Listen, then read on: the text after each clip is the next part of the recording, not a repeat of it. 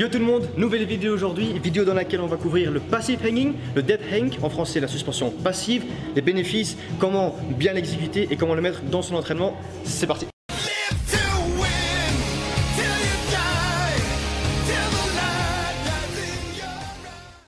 Alors, dans un premier temps, les bénéfices. Donc, premièrement, par rapport à votre dos, la santé de votre colonne vertébrale et de votre dos. Cette décompression va enlever toutes les tensions dans cette zone-là et donc on évite tout ce qui est risque de blessure sur le long terme au niveau du dos et de la colonne. Deuxièmement, pour tout ce qui est mouvement au-dessus de la tête, on manque en mobilité. Pourquoi? Parce que maintenant, dans notre style de vie, on passe toute la journée à l'ordinateur, à l'école, etc. Le grand dorsal, le muscle du dos et les épaules vont s'enraidir de malade et on perd cette mobilité et donc ça nous gêne dans nos performances pour ce qui est traction ou overhead press.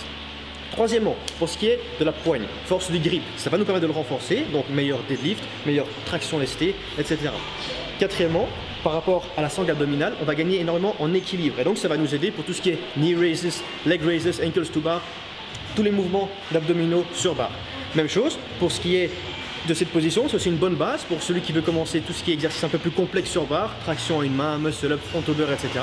Et finalement, la santé de vos articulations, poignets, coudes, épaules, le fait d'être resté tendu comme ça va aider énormément au niveau santé, les détendre et au long terme, on aura les articulations beaucoup plus saines, beaucoup plus mobiles.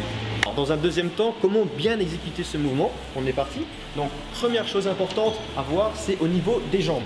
Quand on se laisse suspendre, on ne doit pas avoir les jambes rétractées ou en tension ici. Non, on laisse l'effet de la gravité se faire ressentir au niveau des membres inférieurs pour bien décompresser notre colonne vertébrale.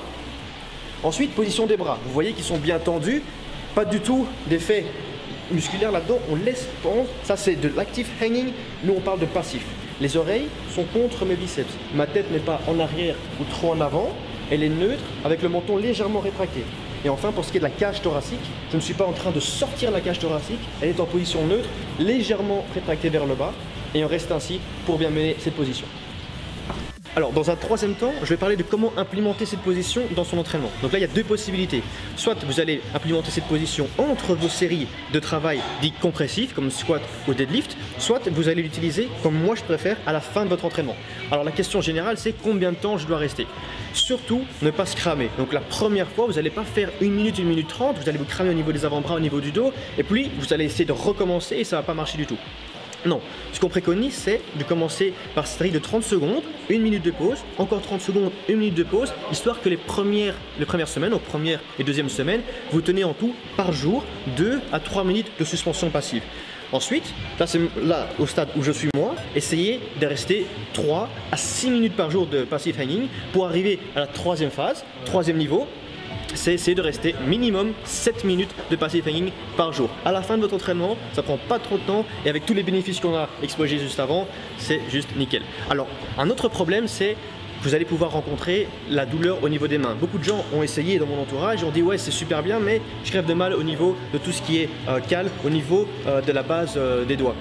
Alors là, soit vous vous habituez à la douleur, et donc vous pensez à autre chose, la respiration ou le timing, soit vous allez essayer de faire ça en hook grip. Donc moi ce que je fais, c'est du full grip, donc j'attrape complètement, mais si vous avez trop de douleur par rapport à là, vous allez le faire en hook grip, juste avec le bout des doigts. Et il y a moyen aussi de pouvoir ressentir tous les bénéfices dans cette position-là, si vous avez trop de mal par rapport à cette position en full grip. Donc voilà, c'était pour ce qui était du passive hanging. J'espère que cette vidéo vous a plu. Si vous avez d'autres questions, des sujets que je n'ai pas abordés dans cette vidéo, n'hésitez pas à les poster en commentaire juste en dessous. Encore merci d'avoir regardé cette vidéo. Portez-vous bien et encore merci du soutien les gars.